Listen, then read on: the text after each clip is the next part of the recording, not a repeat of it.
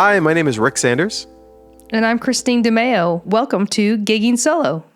So just a little note up top. We recorded this when we had a different name, and you might hear that name in the episode somewhere. But we are the Gigging Solo podcast, and we're glad you're here. So let's join the podcast in progress. Christine, how have you been doing lately? What's been going on in your world? Oh, I've been doing pretty good. I feel like I've been doing a lot of band gigs, which has been fun because it's nice to mix it up a bit. But just doing that first of the year kind of, I feel like I'm just slugging through the first few weeks of January, getting the calendar all filled up for the next few months, and like I said, investing some more time into some of my other projects where I play in a band. So just kind of been doing that, man. What about you? Kind of similar. January has been slow. I am currently, we're recording this, of course. This has been kind of fun to work on, but in general, I've got some bookings, but most of them start in like March, April, May, and some stuff in February and such as well. But I'm kind of using the downtime to yet another pedal board rebuild because oh my gosh, another one? Well, I really like how the first one. So the first one's fantastic, 10 out of 10, maybe the best pedal board build I've ever done. I really like it, and I want to take some of the lessons, kind of strike while the iron is hot, and update my portable flight rig for because I'm planning some travel in March and April. I want to get that locked in too, so that I can really use either one and feel that they're pretty comparable. Right now, there's definitely for the language of tier list, it's like S plus tier is my main setup, and B, maybe C tier is the secondary setup, and some of that's going to be unavoidable. I have fewer options, but it's just a little too different. I want to get those lined up. Let me ask you this real quick before we dive into anything else. Like, are you on your fly rig setup and your other builds? Is the RC600 still the main looper, or are you using smaller loopers like the 500 or? No, yeah, definitely the 600 for me. I'm okay. Yeah, just find it honestly a very flexible piece of kit in general. In fact, I have a third setup. I think I might have mentioned it on the podcast. That's literally just the RC600 box that it comes in with just enough cables and configuration to run an emergency backup show. So I like that it can effectively be a pedal board. The main problem I have with the secondary rig I have right now, one is I do love the RC600, but man, those buttons are fussy. They just they're not as reliable as I want them to be. And so I want to take that rig and also take it, it's on the top shelf right now. I know you have that in the top shelf of your pedal board. For me, I do. I just prefer it on the ground. It's just easier. I can attack it a couple different ways. And so I want to change the base pedal board to make it, a quarter inch wider or something like that, so that I can fit that on the bottom.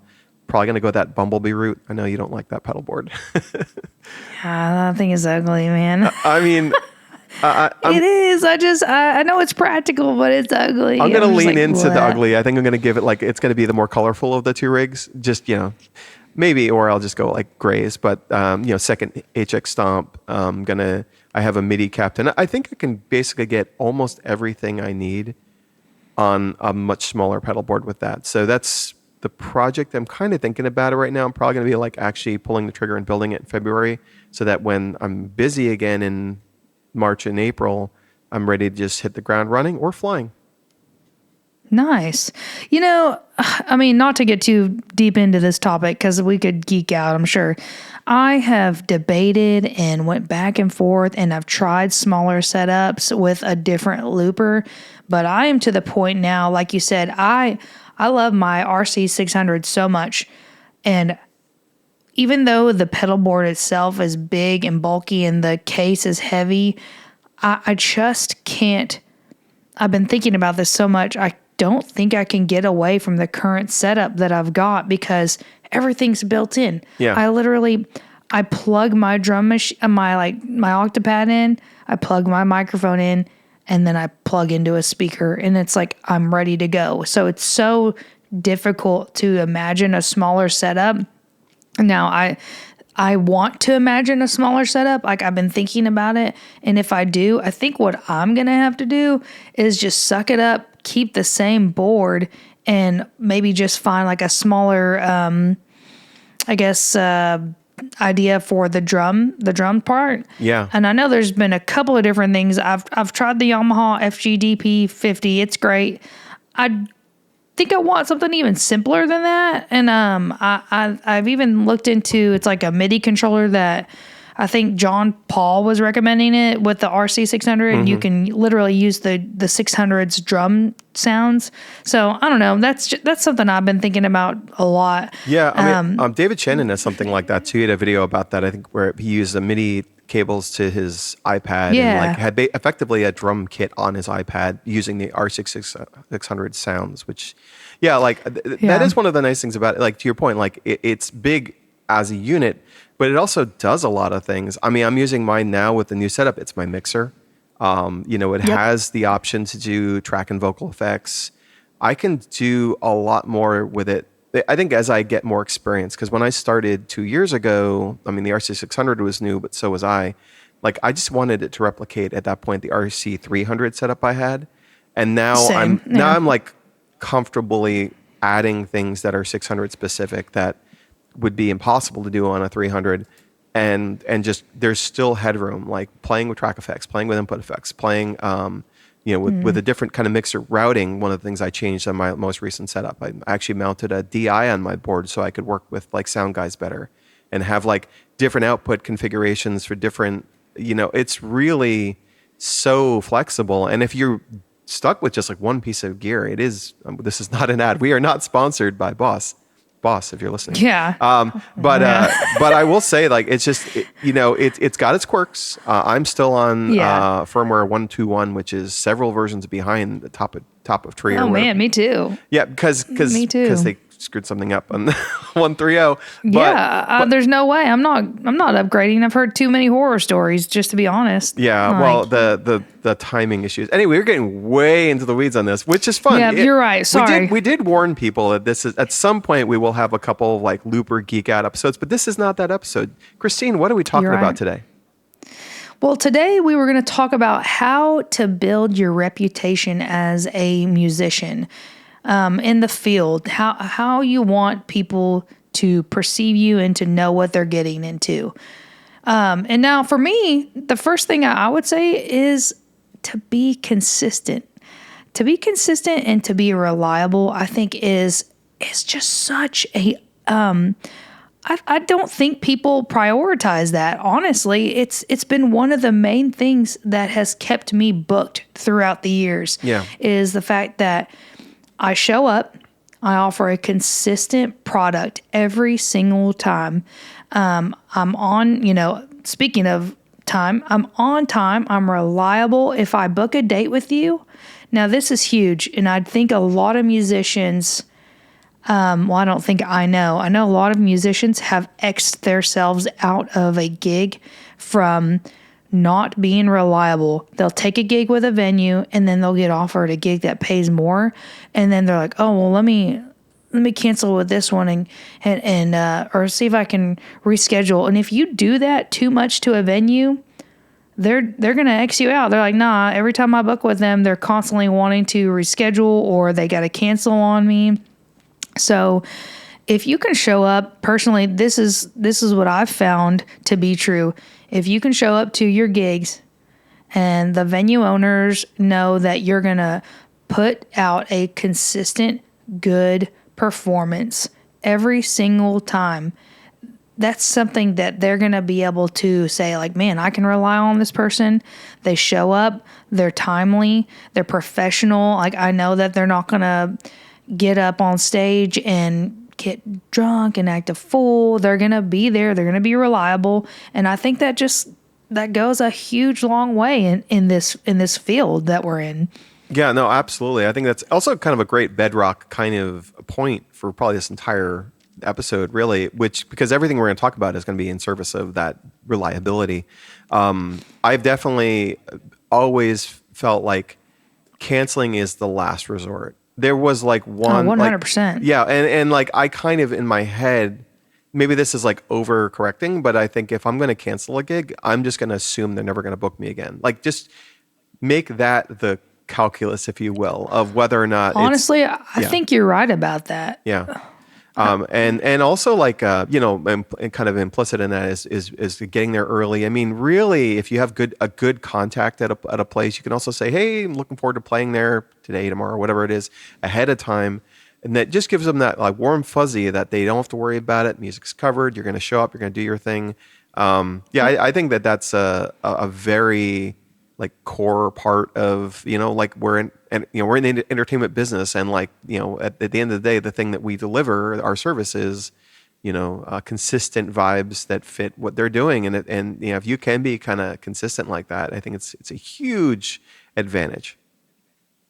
Yeah, absolutely. I mean, it's just happened with me so many different times where, like specifically, like I'll be hired for an event, and they hire another musician. Let's just say like it's a wedding to do maybe the ceremony walk, and then they start having issues with that musician. Hey, not answering their messages back or not showing up to rehearsals or anything like that on time.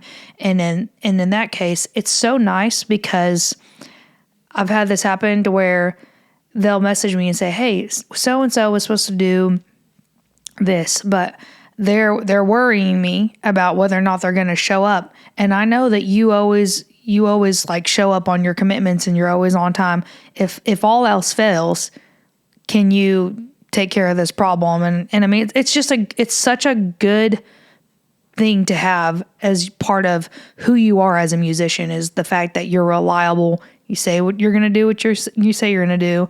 And I mean, like I said, that you perform consistently. And I do want to like kind of harp on the performing consistently. Yeah. Because that, believe it or not, I do, with reliability, do think that is a huge piece of the puzzle, knowing that you're going to show up and like it's going to sound good every time. Like, oh man, is so-and-so going to show up today and be all over the place? Or, that makes their life more stressful. Yeah, it's actually funny. Like, it kind of puts me in mind of like some professional bands have a reputation for having on and off nights. And it's like, do I really want to spend this money to go see the show? And, often the singer is going to be, who knows what version of the singer we're getting today? And like people think of that. Yep. Like it's just something you just colloquially think about. Like, oh, I don't know if I don't know if I really want to sign up for the show, and who knows what's going to happen. Yeah, absolutely. So I have another kind of a riff on this. Is my first point is, and this is kind of related to this reliability thing, is whenever you can or whenever possible, network with other musicians and have subs that you can suggest, because we are the band of one podcast. We are all about playing solo, and that means if you can't make a show because sometimes stuff does happen, like accidents or illness or family emergencies or whatever it may be, you want to have some way to at least give the venue a fighting chance of making sure that goes through as scheduled. And if you have a sub, someone like hey, I'm really sick, but so-and-so who you need to vouch for and say, hey, so-and-so, I'll reach out to them and try to like make this right if you want. And sometimes the venue says, no, we got people, and that's whatever. But I think having subs, and not only just for the gigs rather that you take, because sometimes people say, hey, are you available for such and such a date? And your calendar's full. Like, no. Did you want me to try to suggest someone for you? And that's maybe a bit more like, booking is this whole other part of the business. But I personally find it really rewarding. And again, like I'm early in that journey, so I might be like naive. But to share the wealth, as it were, again with people I trust, because what tends to happen is those musicians you're sharing the wealth with share it back, and you get in this whole nice cooperative 100%. loop. So yeah, I think just making sure that when they do book you, because at a certain level, there's a limit to how reliable you can be. Extend that limit a little further with the help of subs and friendly musicians. Yeah, absolutely. And something to go along with having subs. Obviously, it needs to be someone that you trust and that has a comparable reputation to what you're trying to uphold also. But I think that knowing that there's plenty of room for all of us. Like you said, share the wealth. You can't have this scarcity mindset, because then you really are the band of one. And what if you are sick and you don't know what to do? You've got no one to recommend because you're so worried about someone taking your gig. It shouldn't be like that. Yeah. I can think of a specific time during COVID. I got hired to play a really great paying Christmas party, and I got sick and got COVID and was just like dying. And I just thought, well, I can't play this gig. And, luckily for me, I did have someone in mind. I contacted the person who booked me, and I was like, hey, listen, I'm dying. I'm sick. You don't want me there. This guy is great. He's available. Would you like me to put you in contact with him? He's already looking forward to your call, if so. And he was so appreciative that I did that, the guy that was booking me, that the next year he messaged me and was like, hey, I want to have you come. I want to have you come and do this party that we didn't get to do last year. And if you want, that guy that filled in for us, if you want to bring him with you, that we'll pay you extra and have you guys together, because we enjoyed him as well. And I was like, well, great. That's just awesome. such a win-win, you know? Yeah. And this guy, we're good friends. He has thrown me gigs when it's just such a nice exchange. Like you said, you can't be everywhere at once, and you can't, and life does happen. But if you can solve that problem for the venue or the booker, it goes a long, long way. Actually, I have one more little anecdote on this. It's just kind of it's funny. It like breaks out of the band of one thing in a similar way, which was, I was a couple of years ago, I was crazy sick. Like I was supposed to play at this music series that was just starting. I was the second act in their lineup, and the first act got rained out. So I let them know. I'm like, I couldn't sing a note. I couldn't make it happen. And so they're like, is there any way you can do this gig? And this is the second shout out, my friend Todd, by the way. But I actually said, hey, Todd, can you be my lungs for this gig? And so we took like a day and just found songs he could sing, made sure the keys were right, and like separated me from him so I wasn't going to get him sick. I mean, I was actually probably on the mend, but I just couldn't sing. Yeah, for sure. And so we ended up playing, and not only did that like save the gig and maybe the series for them, and they super appreciated it, they started hiring me and us as separate acts as well. So, thus was born Mr. Jones and me, the duo I occasionally play in. So yeah, sometimes that's awesome. You get a lot of, also just like good on you points or whatever you want to call it for like just finding a way to make it happen, make a miracle happen. And not to beat a dead horse on this, because I just think it's kind of fun sometimes to do stuff like what you just did. I've had it happen to me where I've just been sick as a dog. I lost my voice completely just from all kinds of junk. And I've got two friends, like one of them's her name is Annie. And I messaged her. I said, listen, I have no voice. I'm sick. I will pay you to just come in and sing tonight, and I will play whatever you want to play. And it's always such a blast. I think, it's like a happy accident. You just get to play music with somebody else and have a good time and change the vibe up a little bit. So all in all, I think the moral to this story of this little section is, don't be afraid to share and don't have that scarcity mindset, because it's just, it'll always pay you back in good what you put out. You'll always get it back. I agree. But, I think that would lead us to the next point, really, is just do your job plus then some. Mm-hmm. Like when you go to a venue, when I say that, like when you go to a venue, don't just play your songs, power through, pack your stuff up and leave.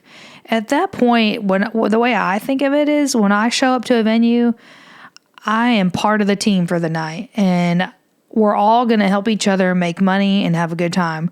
So when I'm up on stage, I'm like, hey, everybody's having a good time. Please don't forget to tip your waiters, your waitresses, and then your bartenders. They're the reason why your dates are looking so fine and why I sound so good, And if you have a little money left over, make sure you tip me. And so, I just think that personally goes a long, long way. Just last night, I played a gig in Hot Springs, and the bartender was not feeling very great. And I said, "Well, what do we got to do to get you feeling good again?" I was like, "Do we need to get some girls up here?" I was like, we'll get everybody to tip you $50s and $100 bills." So during the night, I was like, "Hey, everybody, make sure you're tipping our bartender Sky $50s and $100 bills. Those are her favorites, and she'll make sure your drink is amazing." And some guy took it literally and tipped her $50 bill for the night. So I think that's a win. And honestly, the staff there, because of the support that we all have for each other, they love me, Yeah. which makes it even more likely for them to want to book me. I think it just really works out in your favor to go above and beyond when you can. You know what I mean? I agree. I mean, and it's a little bit like, just reading the room in a sense. I mean, obviously Yeah. you can read people directly like that, but like, sometimes, on a good night, it's crazy busy, maybe, on your break, you're like, normally they're playing house music, but like whoever is supposed to in charge of the house music is just 5 orders deep in whatever the heck's going on. You're like, I'm just going to put on some music here. I'll pipe some music through my speaker. I'll be DJ for 15 minutes or whatever, and these little things would keep the music flowing, and they don't have to worry about it. Like, people appreciate that you're like attentive to that rather than just like trying to add to their burden when they're already like that. Yeah. Yeah, and I think, actually this is something to add to that, because I don't think a lot of musicians really think about this. When you go and you play your gig, and I know some of us do have a drink or two while we're on stage, doing your job plus one means pick up after yourself. Mm-hmm. Like when you leave the stage, and this irks me, I just can't get over it. Like, don't leave a huge mess for the bar staff to like have to pick up after you.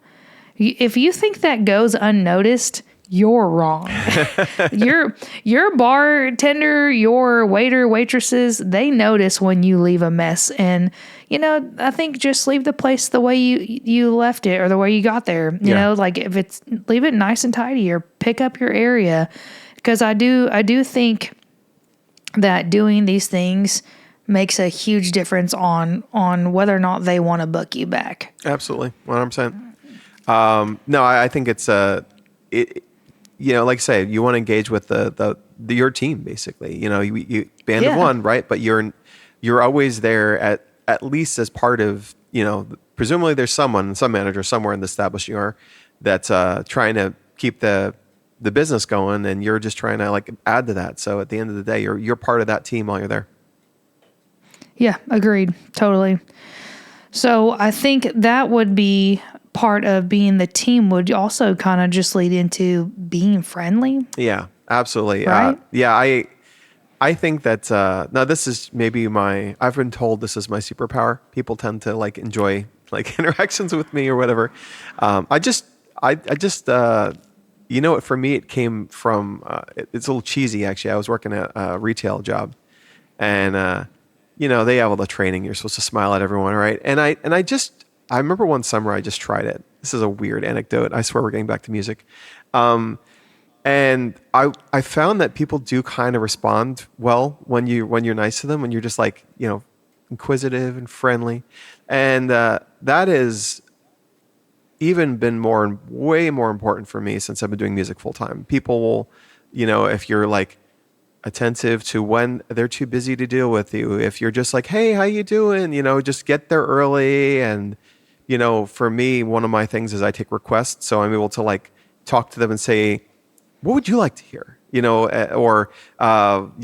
Maybe this is somewhere between the last point and this one, is like, I actually inform what songs I learn a little bit with what's going to make the people, appreciating the people who've been kind of there for me. But all the little things you can do, the little favors. Again, this is pretty similar to the last one, but just at a base level, just being approachable, being friendly, I think is a huge, again, it's a kind of an X factor almost. It's people really do respond to that. Yeah, I agree. I think that a big part of your reputation is how easy are you to work with? How friendly are you? I mean, let's just be real.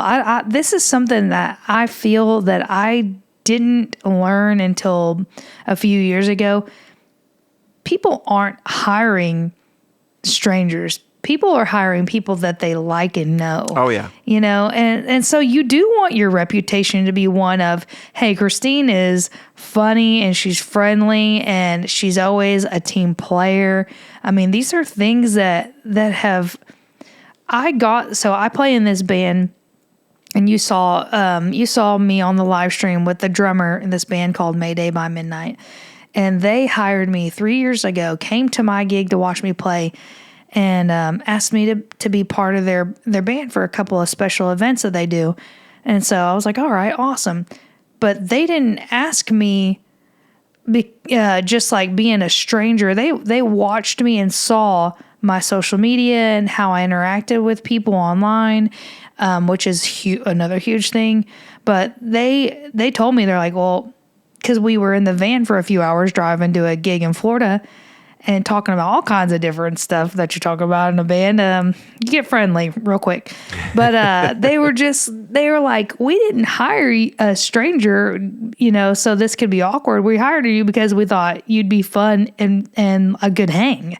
Yeah. And I mean, really, like, that is a huge part of a good musical reputation, is like, you do want to be friendly and a good hang. Yeah. Those are the ones that are going to get the callbacks. I mean, it's funny. It's a really, like, you hear this a lot in people talk about like band auditions, right? Like you're effectively, it's not, you don't want to go to, you're part of the family, but like it's a friend. You're going to be spending a lot of time with these people. If you don't like them, if they're really prickly, it's a turnoff. I mean, maybe you're amazing enough to compensate for that, but you're making your job a lot harder by just being difficult to work with. So yeah, be friendly. Oh, it's the cheat code. 100%. It's funny. It's just like, I don't think people, well, the ones that don't get called, they have to know why. They have to wonder, at least, because there are a few musicians that I just think are phenomenal, but I will never call them for a gig. Like, they will be the last call of the last call,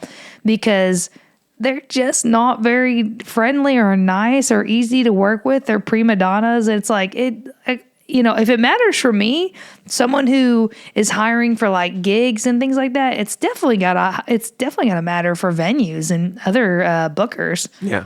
Oh, 100%.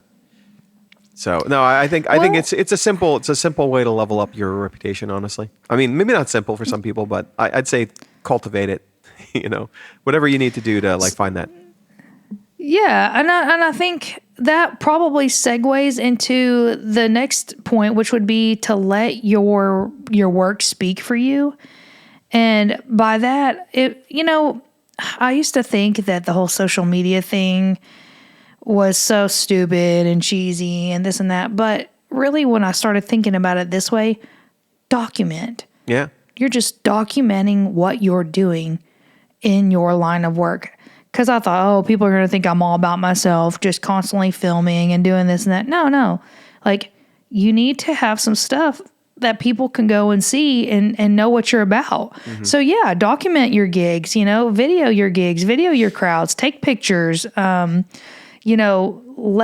let what you do be shown online and let it speak for how you operate in this business. Wouldn't you say that? I would too. I mean, it's interesting. I don't have this, but you're getting me in mind that I might do this. It's like, like people, we put up signs, with our information, like our social medias, right? I don't know if you have this on yours, but I don't have this on mine. Is like, feel free to take pictures and video and tag blah. Like, I think I don't do that, but I feel like that's a good way to get like. That's a great idea. To get the public to kind of like help you with this part of the process, because they're motivated to record you because they like you. They're going to hopefully put it in a somewhat flattering light. I think that this, like, I see a lot of cell phones and I never know where any of that footage goes. But yeah, like, I think there's a lot of advantages specifically for videoing yourself for all kinds of reasons. I try to have like a sizzle reel of about a minute and a half. It's just like I can put it on Instagram. It can be something people can look at, and if they want to know what I bring, I'm trying to put best foot forward on that. And it takes a bit of editing and thought there, but you can also just like post videos of, oh, that song is really good, or just if you're recording and you're periodically updating that, and I will say this is something I need to get better at myself. I think it's something that really I think it speaks for you, which is kind of the game. Yeah, absolutely. Like I said, you do have to let your work speak for you. You do. Social media can seem daunting still, and I know for those of us that are more introverted, it does feel a little like abrasive. Like, oh God, I gotta talk to the camera and I gotta do this and that. But really, if you could switch it to this mindset of like, I'm documenting what I'm doing so that other people because let's face it, we live online. Like it's an online world, so that other people can see what I do and maybe how I do it, so that if they want to hire me for a gig, they'll know. Like, oh, well, I just the other day, I played a gig. Oh God, where was I? I was in Little Rock or something, and a lady came up to me and said she had a group of 10 people with her, and she said, "I came just to hear you," and I go, "Oh wow, well That's cool." Well, I was like, thanks. She goes, no, really, I got online. We wanted to go somewhere tonight. We had seen that this hotel was having live music. I went to your YouTube channel. Wow. I watched a little bit of one of your live streams. You're incredible. And I just thought, oh, phew. Yeah. And I was like, I was so glad she thought that stuff was good. But yeah, that was just a prime example of letting your work speak for you. And it works. It really helps. And a note on the live stream in particular too, because it's funny to hear that anecdote and go, oh my God, people are watching my lives. I need to play better. Yeah. Like I will say that the more you have a camera on like that, the easier it is to forget it's on. Like you want to make sure it's set up right, but like you don't want to get in your head about, oh, this has got to be perfect. But yeah, if it's just your authentic self, and it's something you can look back on later and say, oh, this was a good performance, or this one really came out well. I wanna like lead with this. Maybe clip that out and post it. But that's awesome. I've had one or two times where someone has like found me and like come up, like seen me in person. One person said, "Oh, I watch your YouTube videos." Hasn't happened much. I'm not exactly a famous YouTuber. Me either. I've had some people here recently though. I don't know who these people are. Don't know who they are, but a couple of people in my live stream chat were like, oh, they're like, oh yeah. A couple of people are saying, oh, she's great, this and that. And then two other people will get in the chat and say, oh yeah, she's great, but you should see her live, like in person. She's even better live. And I just thought, these people know me? These people have seen me live? Who are these people? But it's kind of cool. It's funny. It's a funny experience. Well, I got one last one, and it's funny. I debated even putting this on the list, because if you asked me 5 years ago, when I was just kind of starting to think about performing at all, what was the thing you need to do to be to get a reputation? It's just get good. Just get like crazy good. Now get good. Become better. But I think it's important to put on the list because it's kind of a baseline. Like everything we've said to this point assumes that you have the capacity to put out a high quality product, right? Like it should go without saying, but it's not going to go without saying in this context, because there's while being capable is a necessary part of being a live musician, and I do think leading with things like being easy to work with. Like if you're not easy to work with, it doesn't really matter how good you are. But assuming you're doing these other things, you're not like shooting yourself in the foot. It is important to actually, like when you get a new, like for me, I think of every new venue as an audition. For me, success is am I going to get invited back? Are people going to like it? And so like I want to go and crush every first gig, every place, and as many as possible in general. But like I think there's kind of two parts of this. One is of course practice and improvement. But two is also make sure that you're leading with the material that is like it's in your range, it's in your ability. Mm-hmm. You're not like putting yourself in some weird island where you're trying to do a song that you just can barely keep it together. Like maybe that's fun in like a certain settings where like someone's requested it, you're giving it a go, everyone's cheering for you. But in general, that's not the vibe you're going to walk into at a new place, and you want to just like lead with the stuff that you know is like the people respond to, that you just it's in your wheelhouse, and you just lean into that. And then over time improve and like bring more things into that wheelhouse. But when you're on gig day, it's time to crush, basically. So yeah, get good. That's kind of my summary there. Yeah. I agree. Get good. I mean, like you said, every gig, especially if it's a new gig, is an opportunity to just hopefully get more bookings, like you said. And I'm so glad that you think of it that way, because I know we were talking earlier before we started filming about ego. Yeah. And it's good to have a healthy amount of ego. Oh yeah, the line if you is so walk in, so good. oh man, it's yeah. But if you walk into a venue and you just think you're hot stuff and that nothing you can do is wrong, and you just go in there and, you know, for lack of a better word to say it, just fart around. Yeah. Like, then you can't expect to get rehired, you know? Like, you got to go in there hungry.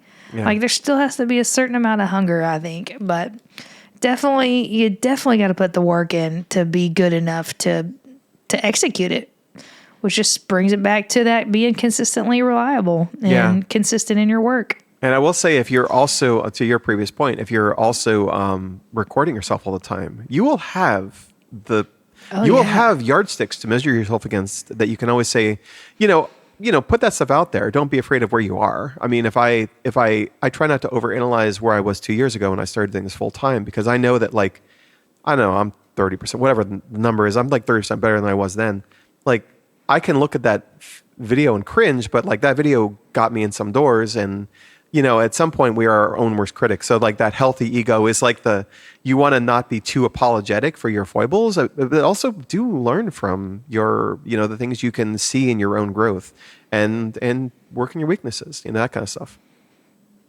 Man, that's good. That'll preach, as they say in the South. That'll preach.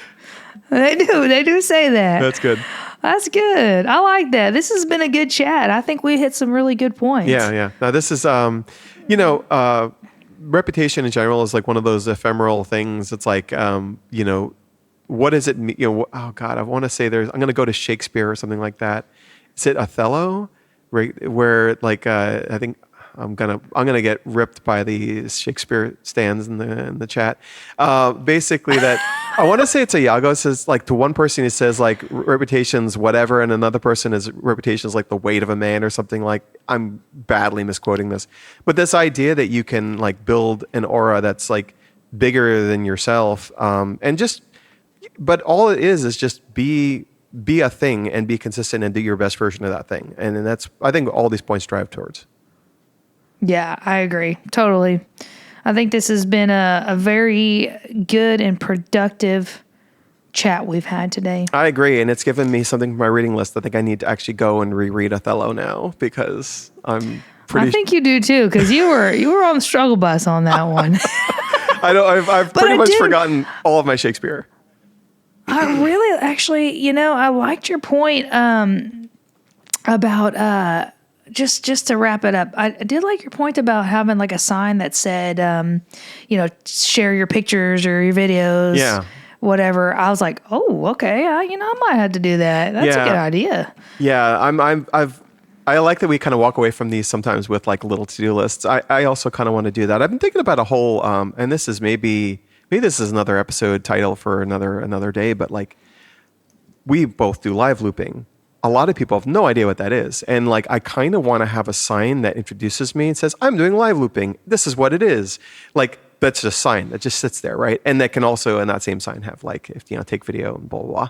So like, there's a whole, my brain is always creatively building these like little promo materials and these little ideas. And I think I'm going to put that on that idea.